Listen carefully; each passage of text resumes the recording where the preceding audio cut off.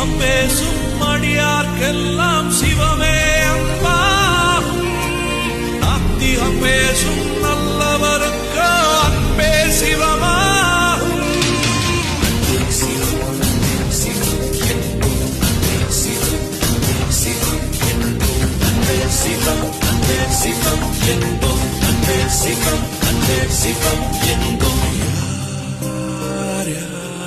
சிவம்